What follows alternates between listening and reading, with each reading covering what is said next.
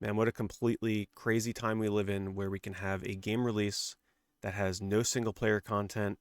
The online servers are shut down. It serves no function whatsoever. If you pop this game into your console, you can't even play it. But somehow Concord on the PlayStation 5 is selling for around $100, give or take. Um, a lot of people have been asking me about this. They're saying, have you seen the prices of Concord lately? Yes, I have. I wanted to talk about it in a video because I've seen this a lot over the years. You guys know me, I'm always keeping up with price trends on eBay. And I'm going to give my thoughts about what's going on with these prices. Is this something that's going to tank in the future? Why are people buying this dead game for so much money? Is this something that's going to be extremely rare and sought after? Like, who is this for? Who is buying Concord for $100? And what do I think is going to happen to it in the future? Is it going to be something that all these investor type people are going to really regret buying? Or is it going to be something that's going to turn out to be some kind of like priceless artifact in the future that, I mean, look at this person here. They went pretty hard. They hit up those. They got a whole stack in the background. They hit up every Target, every Walmart. They probably cleaned out Amazon. Um, what's going to happen to the price of this? I'm going to give you guys my thoughts. So, what do you say? I think the most important thing is to note I'm searching Concord on PS5. There's currently 261 results. So, there are a lot. So, this is the first telltale sign that I believe Concord is going to absolutely tank in price over time. Before we get to that though, really quickly just to summarize, like for people that are like, okay, what is Concord? What if you've been somehow living under a rock for the past few weeks since this game shut down? This is a game that Sony released. They spent 8 years making this game. They spent tons and tons of money on this. Like this was a huge investment from Sony. They put a lot of eggs in this basket, and the game flopped so hard in sales and like just general reception that they pulled the plug on this game not even 2 weeks after it released. I think it was something like 8 days, 10 days. It was something crazy. They just pulled the plug on the game. They shut it down because of the poor sales, even though it was cross platform on Steam and PlayStation 5. Like the player base was just not there, just completely empty. There were times where this game was struggling to hit like 20 players playing online at once. And even during peak times, you were looking at only a few full lobbies on the PC end. So yeah, they pulled the plug, they shut it down, and that is what has caused people to go into sort of like this panic buying mode. Now, I will say when that first happened, let's actually just show this by let's sort it by highest first because this will be okay. No, let's not do that. Those are definitely troll listings. Let's actually do recently first, and I'm going to show you guys. I'm going to go back in time here. What has happened to this over time? So we're going to go back to September 5th. This is, I believe, the date when the news first hit. And you can see there were people buying this game for $150, $150. Someone bought a copy for $500. Man, my condolences. So I think it's important to show how gradually, just over the course of a week, the price is already dipping down to 100, right? So around September 7th, this game is going for like 90, $100, 110, somewhere around there. But if you come to present day, right, if we come back to the first page, um, it's going for about $70 to $80 for most listings. And I think this is really important for people to understand. This happens with a lot of games, whether or not they completely die and fall off the face of the planet, or if they're games that for some reason got really hyped up and then the price went crazy. A lot of these kind of situations, prices on these games come down. And as you can see for Concord, it is steadily coming down. And in my belief, I think this is going to continue to fall. How do I know this? Because I've seen it happen all the time. It happens with retro games. There's about, let's just say, not including the controllers and all the other stuff, give or take at any given moment right now, there's at least, this isn't even counting the listings that have multiple available for sale. There's somewhere between 200 to 300 on eBay right now, copies available for this game. And I think all the people that for some reason wanted to pick this up for $100, they've already picked up their copy. I think you're already going to start to see this slow down, right? Like, yeah, there's been a lot of sales on the 16th, and I do think a lot of these sales are going to prospective investors that maybe don't completely understand how the video game market works. Um, I think a lot of these sales are going to people that probably want to send these in the grading companies, right? So the ones that are sealed, they're probably snatching those up. They're sending them into whatever grading company, and they're going to try and flip them for like 100% or more profit. It's going to be this weird like rinse and repeat cycle for a while until the hype dies down for this completely. So why is this game selling for this much right now besides the investors? So I think it is a lot of it having to do with the sort of like fear of missing out market. I think there's a lot of people that look at these like limited. I don't want to name any companies out there, but you guys know there's a lot of companies out there that print games in limited quantities, whether it's, like print to demand, or like there's a small allocated amount and then they print them and first come, first serve. And I think there's a group of people out there, and a pretty large group of people, that are being trained to have this FOMO when it comes to video game collecting. And let's face it, a lot of the games, not all of them, there's a lot of great games, especially indie games, that get the light of day in a physical release, released in these like sort of limited print runs. But there are a lot of really crappy games out there that get physical prints that go for obscene amounts of money. We're talking like hundreds and hundreds of dollars. And the people that are buying them are just hoarding them and keeping them sealed and putting them on a shelf. This is a very big subsection of video game collecting today. That's why today it's really weird to say, oh, I'm a collector of games, because I feel like there's so many different subsections of video game collectors out there. I personally do not consider myself a collector of any of these modern limited games, but I'm bringing this up because I feel like that is the kind of crowd that is putting money into copies of Concord. They feel like this is going to be like some kind of rare, extremely rare uh, game that they're going to be able to sell years from now for like $500, or they just want it for their PS5 collection, literally just to put it on a shelf.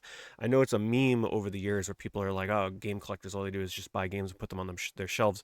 This is actually very telling how many of those people are out there, because I mean, that's what you're going to do, right? You're not going to open this game and play it. You're just going to keep it sealed and have it sit on a shelf or have it get graded or whatever.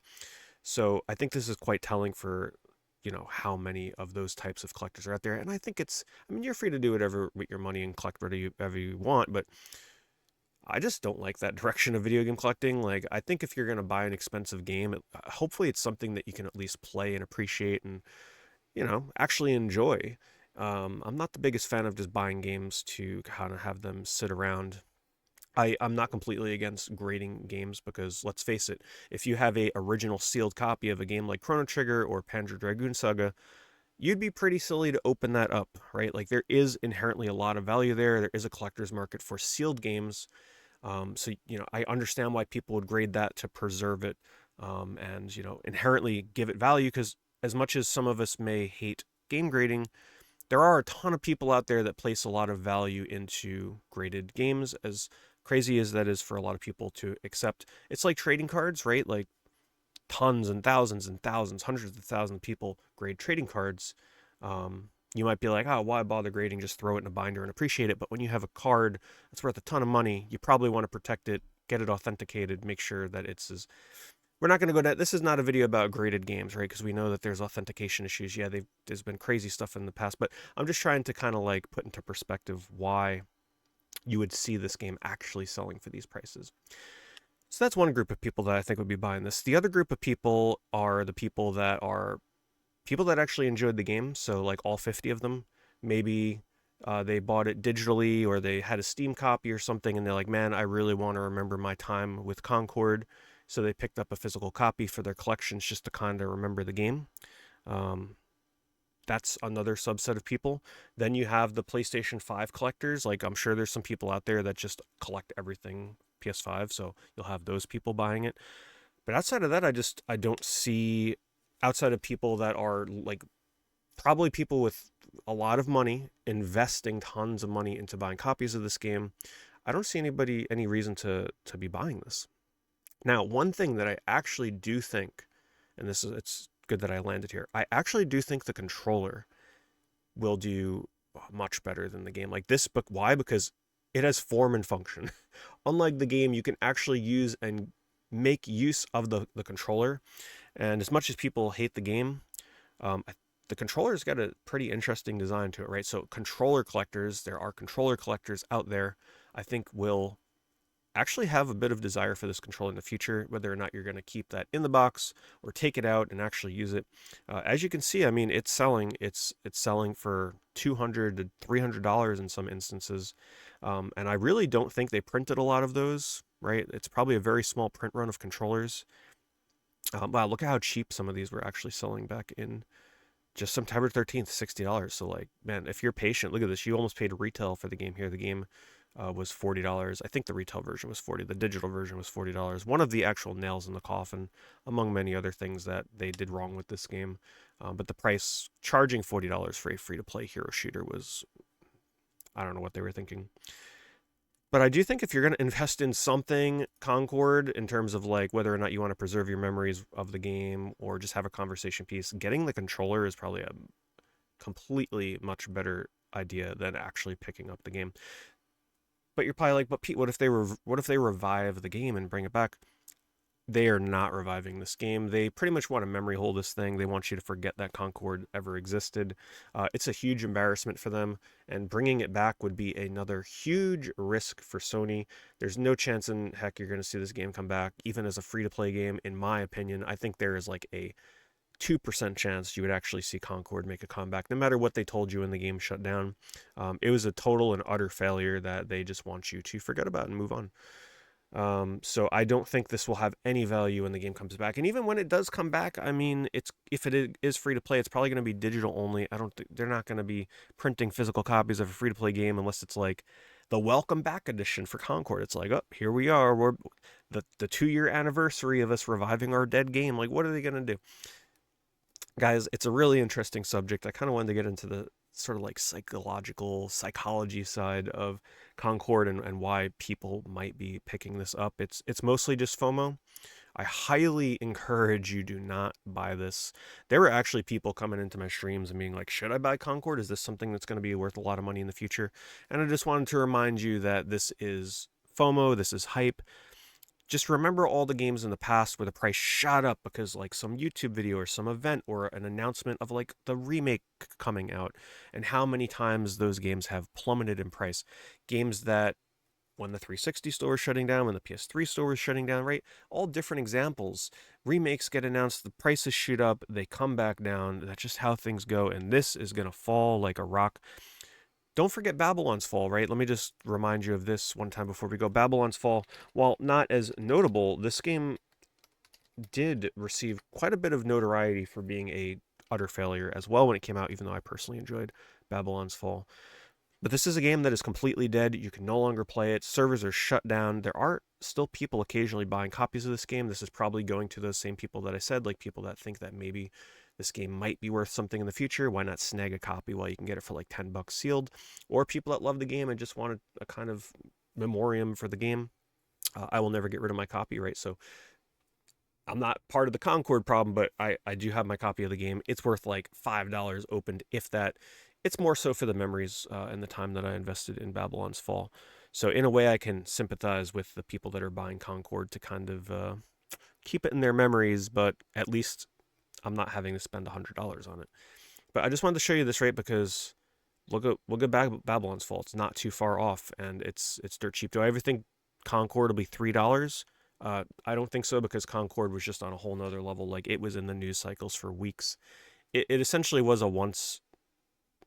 I don't want to say once in a lifetime, because I'm sure it's probably going to happen again at some point in the future with the way the gaming industry is going. But it was such a huge story that it was like a phenomenon, right? Like, it was a crazy story for a Sony game to die like that as fast as it did. And I think that will carry a lot of weight in the pricing for the future. I don't want this video to go on too long, but I am interested in what you guys think. Let me know in the comments below. Did you buy Concords after it died? Did you buy it before it died? Like, what do you think is going to happen to the price? Am I not completely hitting the nail on the head with something here? But man, what an interesting situation, right? Like, man, crazy. Rest in peace, Concord. We won't miss you. Anyway, guys, I'll see you in the next video.